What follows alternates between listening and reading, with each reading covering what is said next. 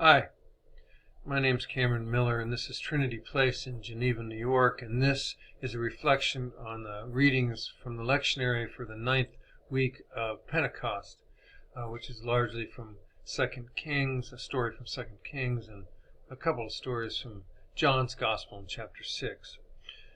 So it is, in case you didn't know, the 21st century, and we have discovered planet 452b, that may be an Earth double, and we have just recently discerned what the core of the planet Mars looks like. How can we not see stories about Elisha and Jesus differently than people before us did? And how can we not ask different questions of these stories, even from when we first heard them? But here's an open secret. These stories were not intended for us. We are strangers to those ancient storytellers. We live in another continent 2,000 or more years away. So let's recognize that these stories were not even meant for us. 2 Kings reports 4 miracles performed by Elisha. And they tell them in order to demonstrate that he is an appropriate successor to the prophet Elijah. Then, 1,000 or more years later, John attributes the same miracles to Jesus in order to demonstrate that Jesus is an appropriate successor to the prophets Moses, Elijah, and Elisha. In all of John's miracle stories, Jesus one-ups his predecessors. And that's the point of his stories. We hear in the miracles, and in our 21st century seat, we ask if such things could really, really happen. Or we reject the veracity of such stories. But for the author of John's Gospel, the point of the stories is not for us. Rather, it's for Jesus' wow factor being bigger and better than Elijah or Elisha's wow factor. Everywhere in 2 Kings, elsewhere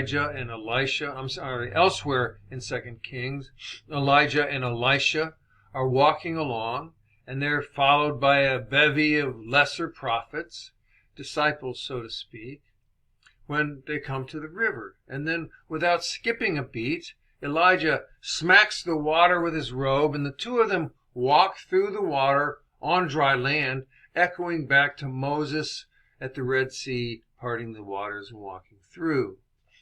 Now, in John's story, Jesus doesn't need no stinking magic robe for him to walk on the water, not through it. Likewise, Elisha does 3 food tricks during a time of terrible famine. And the final one is the one that we heard this week in Pentecost, that he feeds 100 men with only a single tithe of food, which means that somebody gave him, which means that he had just enough food to feed one prophet or one person, and yet after feeding 100, he still had food left over. Well, we know that Jesus has just enough food to feed one family in John's story, but after he feeds 5,000, there's plenty left over. Now, in a more innocent time, such a competition of miracle stories was used by preachers and evangelists and ordinary folks sharing their faith to prove that Jesus was God. I can remember thinking the same thing as a kid. In my Sunday school mind, I thought, wow, walking on water, that proves it. But I don't remember any sermons from my childhood in which it was pointed out that the other great prophets of Israel did similar such miraculous things. And when I was a kid, no one ever told me about Milarepa, the great Tibetan spiritual master who could fly. We had Jesus who did such big stuff, but any other stories that we heard were dismissed as mythological or cartoons. At least that was my childhood. I don't know about yours. But that was then, and this is now. There are still churches that speak of the Bible as proof of itself. Churches that try to kind of hermetically seal its members within a cocoon of thinking, so they are not troubled by obvious questions raised by using the Bible as proof for itself. But in our tradition, the authority of the Bible is not that it is unassailable, or that it's an eyewitness account, or that it's based on the belief that the Bible is meticulously detailed, factual version of events recorded verbatim with the miraculous assistance of God. It's none of those things, at least not in our tradition. The authority of the Bible is that we are the same community in another time, in another place, seeking, struggling with, and encountering the presence of God in our midst. We're the same community as that community in the Bible, and we're doing the same things, and we're seeking the same things, and we're struggling with the same things as those people did thousands of years ago, only we're different because of culture and history and science and technology and on and on. The problem with the Bible is not the Bible itself. The problem is what we have laid on top of it, layer after layer. As the early religious movement survived Jesus, it aged and it developed and it spread, and then it became the religion of an empire. When that happened, Christianity sought to kind of harmonize the Bible.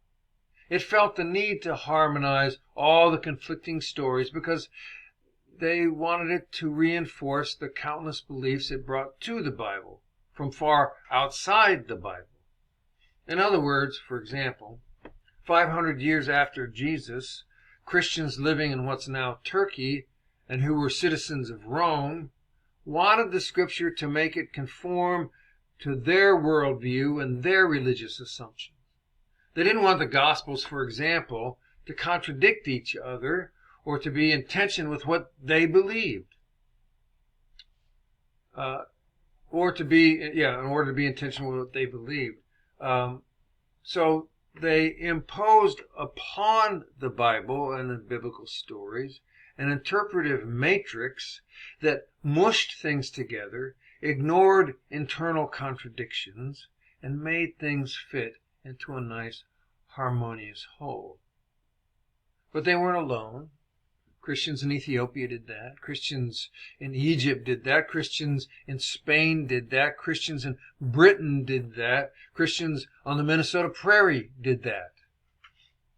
We have wrung the Bible through paintings and stained glass images and maudlin, triumphant, and sentimental hymns and spirituals and every other kind of art and cultural prism at our disposal until the people and the events and the ideas of the Bible look and sound like us, like we want them to.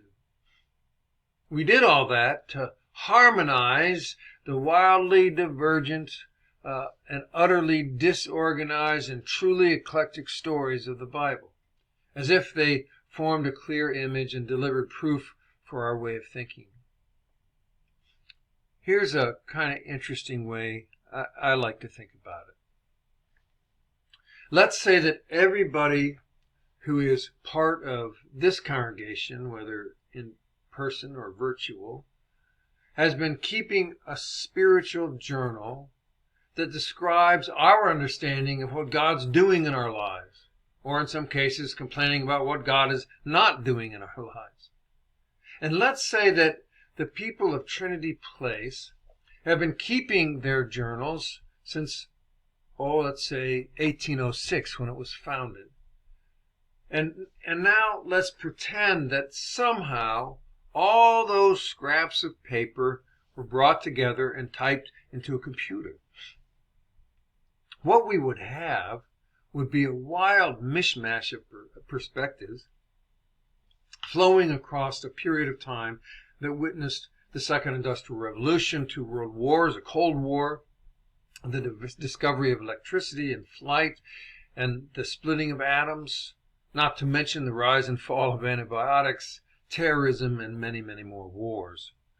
The quality of the writing in such an imaginary text and the breadth and the narrowness of perspective and the peculiarity and ordinariness of the content would be wildly different from one person to another and from one generation to another, even within the same households.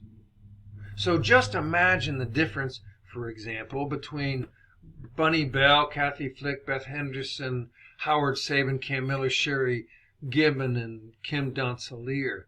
Imagine the differences in what we would have written in our daily journals. So what kind of violence would we have to do to all of that writing that all those people from 1806 to today and all those generations produced in order to make it have a harmonious point of view? So one of the truly wonderful and amazing things that's happening in the world these days is the effort to return the Bible to the Bible without all that harmonizing going on.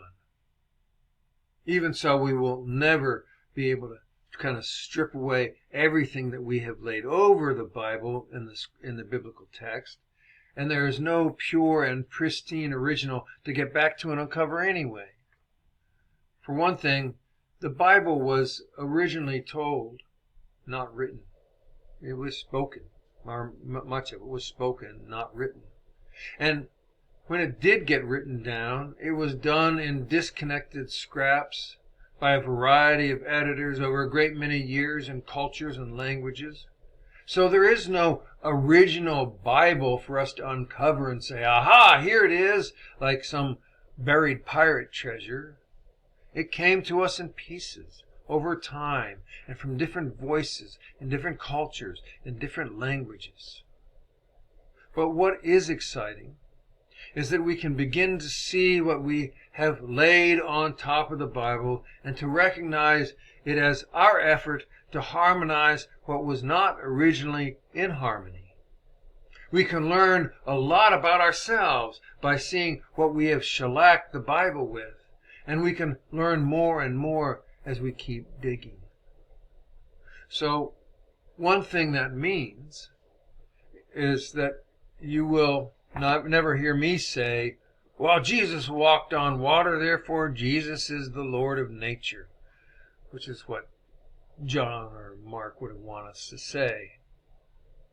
What I might say instead is that this story originates in the Gospel of Mark, who uses it to proclaim Jesus as the Lord of nature, and that John retells this story a generation and a half later to proclaim that Jesus is even greater than Elijah and Elisha. So you see, it even changed purpose and meaning as told from Mark to John. So I don't proclaim that something in the Bible really, really happened. Instead, I try to point out what the particular editor or author hoped we would see. And like Paul or Augustine or Dorothy Day, I will converse and argue with the story rather than simply believe what Mark or John or the Second Council of Nicaea may have wanted us to believe. But that still leaves the question of whether or not Elijah could part the waters of the Jordan, or Elisha could feed 100 men with a portion allotted for one man, or whether Jesus could walk on water and feed 5,000 with an amount normally shared by a single family, or, for that matter, whether or not Milarepa could fly. We all come to such questions from different places, different points of view.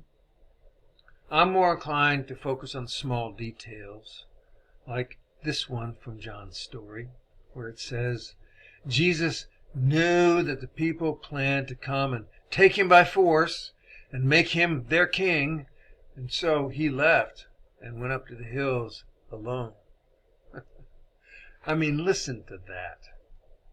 There's so much more for us in that one measly sentence than wondering about miracles. Jesus, taken by force, the crowd wanting him to make him their king, Jesus stomping off to be alone in the hills. I like to think of the Bible as a holy parasite. Yeah, a holy parasite that worms its way through our thoughts and into our hearts and into our minds, causing us to see the world differently and to do things that might actually risk our own self-interest. A sentence like that one is a parasite, and it will worm its way inside if we drop our guard. All that miracles require is a yes or a no. It's all the other stuff that's far more dangerous.